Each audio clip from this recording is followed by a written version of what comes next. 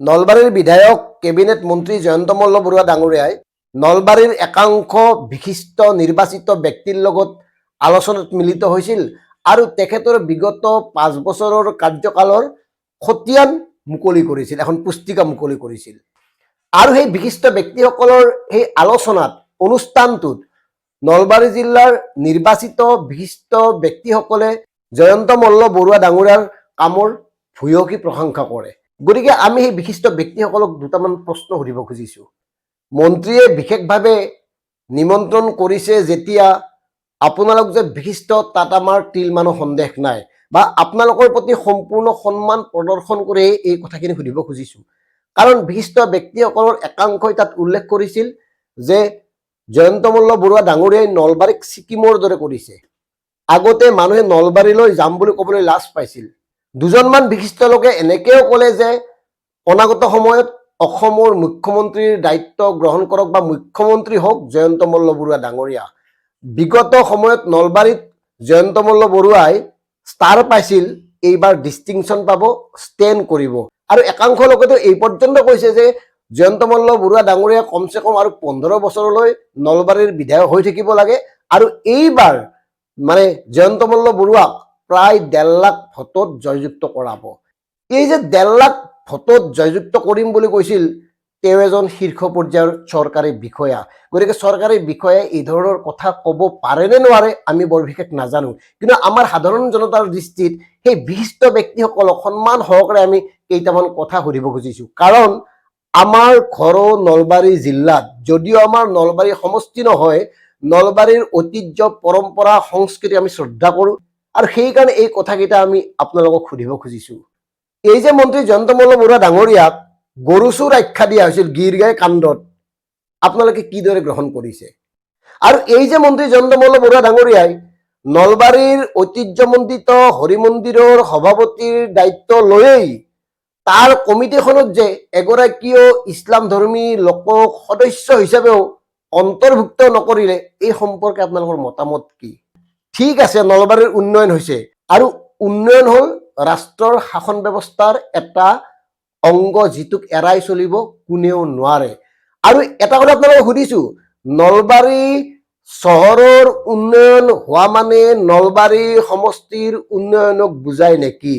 আৰু নলবাৰীৰ চহৰৰ ভিতৰত যিখিনি উন্নয়ন হৈছে তাক আমি প্ৰশংসা কৰিছো। প্ৰশংসা কৰিও এই কথাটো সুধিছো এইকাৰণে যে কেবিনেট মন্ত্ৰী এগৰাকীয়ে কেৱল নলবাৰী চহৰখনক লৈ কেন্দ্ৰীভূত হোৱা উচিত নে সামগ্ৰিকভাৱে নলবাৰী সমষ্টিটোৰ দায়িত্ব লোৱা উচিত?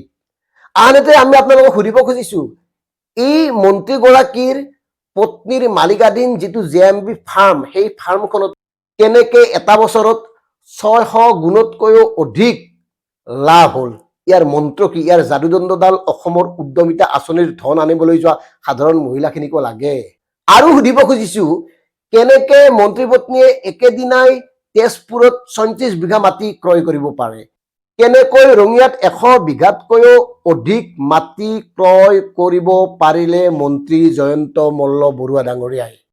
আৰু আপোনালোকৰ পৰা এই কথাটোও জানিবলৈ মন গৈছে, এই যে মন্ত্ৰী জয়ন্ত মল্ল বৰুৱাৰ বিৰুদ্ধে শিলহাকত মানে বিলৰ ৰাস্তা পুতি তেওঁৰ ঘৰ বন্ধাৰ যিটো অভিযোগ, সেই সম্পৰ্কে তেখেতে কি কয়? সঁচাকৈ তেওঁ শিলহাকৰ মাটি মানে দখল কৰি নিজৰ ঘৰটো বান্ধিছে নেকি? মন্ত্ৰী ডাঙৰীয়াৰ পৰা এই কথাবোৰৰ উত্তৰ আপোনালোকে জানিবলৈ নিবিচাৰেনে?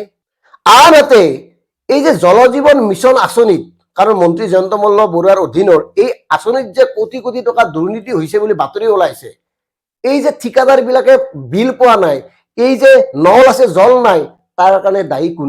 সঁচাকৈয়ে জল জীৱন মিছনত দুৰ্নীতি হোৱা নাই নে? এই কথাটো আপোনালোকে বুকুত হাত থৈ ক'ব পাৰিবনে?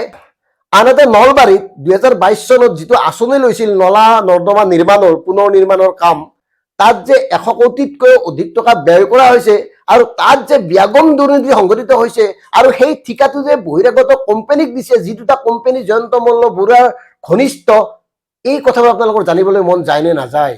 এই যে নৰ্দমাত বাঁহৰ বেৰ নিৰ্মাণৰ নামতে লাখ লাখ টকা উলিয়াই নিছে, তাত যে ব্যৱহাৰ কৰিবলগীয়া ৰড চিমেণ্ট ব্যৱহাৰ কৰা নাই, এই কথাবোৰ জানে নে নাজানে? এই কথাবোৰ জানিবলৈ মন যায়নে?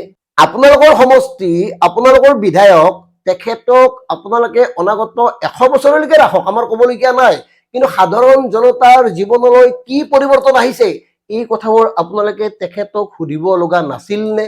এগৰাকী দায়িত্বশীল মন্ত্ৰী হিচাপে যাক আপোনালোকে পৰৱৰ্তী সময়ত মুখ্যমন্ত্ৰী হোৱাটো বিচাৰিছে, তেওঁৰ পৰা জনা উচিত নাছিল নে এই যে অসমৰ 2 লাখ কোটি টকা ঋণ, এই ঋণবোৰ কেনেকে পৰিশোধ কৰিব?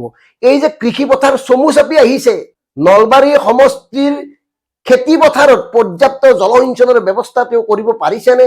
দলং, বিল্ডিং, এই কংক্ৰিটৰ কামবোৰ হৈ আছে, কোটি কোটি টকা ব্যয় কৰি এই কামবোৰ কৰি আছে, কিন্তু সাধাৰণ জনতাৰ জীৱন যাপনৰ যি নিম্নতম প্ৰয়োজনীয় সামগ্ৰী সেই বস্তুবোৰতো কমি আহিছে।